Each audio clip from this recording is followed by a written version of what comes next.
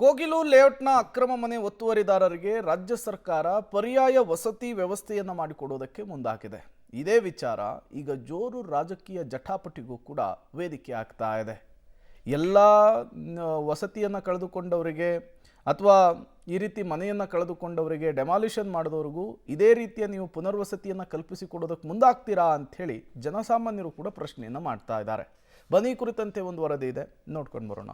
Congress high command ಒತ್ತಡಕ್ಕೆ ಮಣಿತಾ ಸರ್ಕಾರ Kogilu layout ನಿರಾಶ್ರಿತರಿಗೆ ಸರ್ಕಾರದ ಪುನರ್ವಸತಿ, ಅರ್ಹ ವ್ಯಕ್ತಿಗಳಿಗೆ ಪರ್ಯಾಯ ವಸತಿ ವ್ಯವಸ್ಥೆ, ಆನೆ ತುಳಿದು ಸತ್ರು ಪರಿಹಾರ, ಮನೆ ಕುಸಿತಕ್ಕೂ ಸೂರು ವ್ಯವಸ್ಥೆ. ಮಾತೆತ್ತಿದ್ರೆ ಮಾನವೀಯತೆಯ ಅಸ್ತ್ರ. ಕೇರಳದಲ್ಲಿ ಏನೇ ಆದರೂ ಕರ್ನಾಟಕ ಹೆಲ್ಪ್ ಮಾಡಬೇಕು. ಕೇರಳದವರು ಏನೇ ಹೇಳಿದ್ರೂ ಅದಕ್ಕೆ ಪರಿಹಾರ ಕೊಡಬೇಕು. ಈಗ ಅಕ್ರಮದಾರರಿಗೆ ಪರ್ಯಾಯ ಸೂರಿನ ಭಾಗ್ಯ. ಇದು ಕರ್ನಾಟಕ ಸರ್ಕಾರದ ಸಕಲ ವ್ಯವಸ್ಥೆಯ ಪರಿ.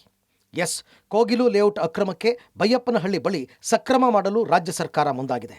ರಾಜೀವ್ ಗಾಂಧಿ ವಸತಿ ಯೋಜನೆಯಡಿ ನೈಜ ನಿರಾಶ್ರಿತರಿಗೆ ಪುನರ್ವಸತಿ ಕಲ್ಪಿಸಲು ಮುಂದಾಗಿದೆ. ಯಲಹಂಕದ ಕೋಗಿಲು ಬಡಾವಣೆಯಲ್ಲಿ ಸರ್ಕಾರಿ ಜಾಗ ತೆರವು ಕಾರ್ಯಾಚರಣೆಯಿಂದ ನಿರಾಶ್ರಿತರಾದ ನೈಜ ವ್ಯಕ್ತಿಗಳಿಗೆ ಸರ್ಕಾರ ಪರ್ಯಾಯ ವಸತಿ ವ್ಯವಸ್ಥೆ ಕಲ್ಪಿಸಲಿದೆ ಅಂತ ಮುಖ್ಯಮಂತ್ರಿ ಸಿದ್ದರಾಮಯ್ಯ ಅವರು ಮಹತ್ವದ ಘೋಷಣೆ ಮಾಡಿದ್ದಾರೆ.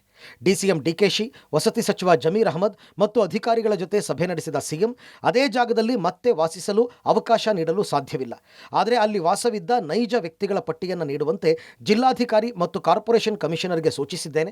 ಅವರ ವರದಿ ಬಂದ ತಕ್ಷಣ ಅರ್ಹರಿಗೆ ಪರ್ಯಾಯವಾಗಿ ವಸತಿ ವ್ಯವಸ್ಥೆ ಕಲ್ಪಿಸಲು ಸರ್ಕಾರ ತೀರ್ಮಾನಿಸಿದೆ ಅಂತ ಸಿಎಂ ಹೇಳಿದರು.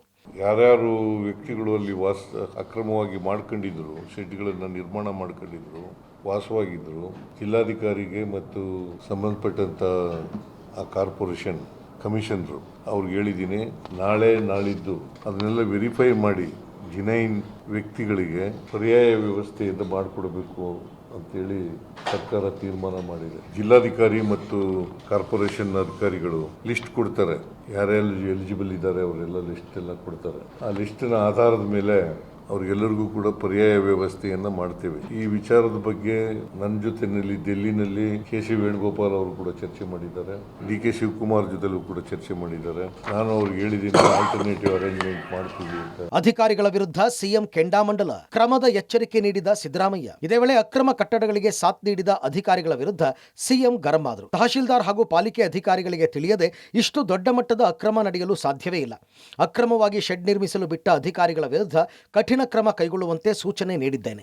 ಇನ್ನು ಮುಂದೆ ಇಂತಹ ಅಕ್ರಮ ನಡೆದರೆ ಸಂಬಂಧಪಟ್ಟ ಅಧಿಕಾರಿಗಳನ್ನೇ ಹೊಣೆಗಾರರನ್ನಾಗಿ ಮಾಡಲಾಗುವುದು ಅಂತ ಎಚ್ಚರಿಸಿದರು. 167 ಶೆಡ್ಗಳನ್ನು ತೆರವುಗೊಳಿಸಿದ್ರು. ಅದು ಅವ್ರಿಗೆಲ್ಲರಿಗೂ ನೋಟಿಸ್ ಕೊಟ್ಟಿದ್ರು. ನೋಟಿಸ್ ಕೊಟ್ಟ ಮೇಲೆ ತೆರವು ಮಾಡಿ, ನೀವು ಸರ್ಕಾರಿ ಜಾಗ ಇದು, ನೀವು ಖಾಲಿ ಮಾಡಲೇಬೇಕು ಅಂತೇಳಿ ಅವ್ರ ಗಮನಕ್ಕೂ ತರ್ತಕ್ಕಂಥ ಕೆಲಸವನ್ನ ಮಾಡಿದ್ರು. ಆದರೂ ಅವರು ಖಾಲಿ ಮಾಡಿರಲಿಲ್ಲ. 2021ರಿಂದ ಈ ರೀತಿಯಾಗಿ ಅಕ್ರಮವಾಗಿ ಶೆಡ್ಗಳನ್ನು ಕಟ್ಟಿಕೊಂಡು ವಾಸ ಮಾಡ್ತಾ ಇದ್ರು. ಆ ಸಂಬಂಧ ಆ ಭಾಗದಲ್ಲಿದ್ದಂಥ ರೆವಿನ್ಯೂ ಆಫೀಸರ್ಗಳು ಅಥವಾ ಕಾರ್ಪೊರೇಷನ್ ಅಧಿಕಾರಿಗಳು ಅವ್ರ ಮೇಲೆಲ್ಲ ಕ್ರಮ ತಗೋಬೇಕು ಅಂತ ಹೇಳಿದ್ದೀನಿ. ಈ ತಹಸೀಲ್ದಾರ್ ಗೊತ್ತಿಲ್ಲದೇನೆ, ಶಿರಸ್ತೆದಾರರಿಗೆ ಗೊತ್ತಿಲ್ಲದೇನೆ, ವಿಲೇಜ್ ಅಕೌಂಟೆಂಟ್ ಗೊತ್ತಿಲ್ಲದೇನೆ ಆಗ್ಲಿಕ್ಕೆ ಸಾಧ್ಯನೇ ಇಲ್ಲ. ಅದು ಇನ್ನು ಮುಂದೆ ಯಾವುದೇ ಕಾರಣಕ್ಕೆ ಇಲ್ಲಿಗಲ್ ಆಗಿ ಮನೆ ಕಟ್ಟತಕ್ಕಂಥದ್ದು, ಅಲ್ಲಿ ವಾಸ ಮಾಡ್ತಕ್ಕಂಥದ್ದು, ಅದನ್ನು ಅವಕಾಶ ಮಾಡಿಕೊಡಕೂಡದು ಅಂತಕ್ಕಂಥ ಸ್ಟ್ರಿಕ್ಟ್ ಇನ್ಸ್ಟ್ರಕ್ಷನ್ಸ್ ಅನ್ನ ಸಂಬಂಧಪಟ್ಟಂತ ಎಲ್ಲ ಅಧಿಕಾರಿಗಳಿಗೆ ಕೊಟ್ಟಿದ್ದೇನೆ. ಒಂದು ವೇಳೆ ಮನೆ ಕಟ್ಟಿದ್ರೆ ಅದಕ್ಕೆ ಸಂಬಂಧಪಟ್ಟಂತ ಅಧಿಕಾರಿಗಳೇ ಜವಾಬ್ದಾರರು ಅಂತಕ್ಕಂಥ. ಇನ್ನು ಕೋಗಿಲು ಲೇಔಟ್ನಲ್ಲಿ ನಿನ್ನೆ ಜಮೀರ್ ಪರಿಶೀಲನೆ ನಡೆಸಿದರೆ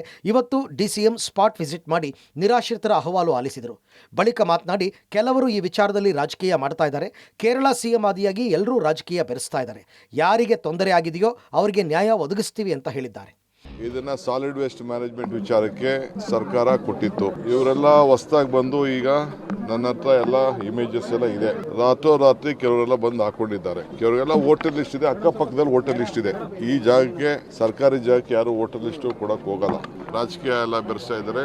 ಕಮ್ಯುನಿಸ್ಟ್ ಅವರು ಪಾಪ ಎಲೆಕ್ಷನ್ ಸೋತೋಗ್ಬಿಡ್ತಾ ಇದೀವಿ ಅನ್ನೋ ಒಂದು ಭಯದಿಂದ ಸಿಂಪತಿ ತೋರಿಸಲಿಕ್ಕೆ ಹೇಳ್ತಾ ಇದ್ದಾರೆ. ಮುಂಚಿತವಾಗಿ ನಾನೇ ಕಣ್ಣಲ್ಲಿ ನೋಡ್ಬೇಕು, ಯಾಕೆಂದ್ರೆ seeing is believing. 1.5 lakh 2 lakh ಕೊಟ್ಬಿಟ್ಟು ನಮ್ಮತ್ತ ಉಸುಲು ಮಾಡಿದ್ದಾರೆ ಅಂತ. ಅದಕ್ಕೆಲ್ಲ ಅವ್ರ ಹೆಸರುಗಳೆಲ್ಲ, ದಾಖಲೆಗಳೆಲ್ಲ ನಾವು ತೆಗೆದುಕೊಳ್ತೀವಿ. ಈ ರೀತಿ ಲ್ಯಾಂಡ್ ಗ್ರಾಬರ್ಸ್ಗೆಲ್ಲ ಬೆಂಗಳೂರಲ್ಲಿ ಅವಕಾಶ ಕೊಡಕ್ ಆಗಲ್ಲ. ಸೊ ಬಟ್ ಯಾರು ಬಡವರು ಇದ್ದಾರೆ, ಖಂಡಿತ ಅವ್ರಿಗೆ ಸಹಾಯ ಮಾಡಬೇಕು. ಅದನ್ನೆಲ್ಲ ನಾವು ನೋಡಿ ನಾವು ಮಾಡ್ತೀವಿ. ಒಟ್ಟಿನಲ್ಲಿ ಮಾನವೀಯತೆ ದೃಷ್ಟಿಯಿಂದ ಪರ್ಯಾಯ ವ್ಯವಸ್ಥೆ ಮಾಡ್ತಾ ಇದ್ದೀವಿ ಅಂತ ಸರ್ಕಾರ ಸಮರ್ಥನೆಗೆ ಇಳಿದಿದೆ. ಹಾಗಾದರೆ ಬೆಂಗಳೂರಿನಂತಹ ನಗರದಲ್ಲಿ ಈ ರೀತಿ ಅಕ್ರಮ ವಾಸ ಒತ್ತುವರಿದಾರರಿಗೆ ಇದೇ ಮಾನವೀಯತೆ ರೂಲ್ಸ್ ಜಾರಿ ಮಾಡ್ತಾರಾ ಎಂಬ ಪ್ರಶ್ನೆಗೆ ಸರ್ಕಾರದ ಬಳಿ ಉತ್ತರ ಇಲ್ಲ. Political bureau, public TV.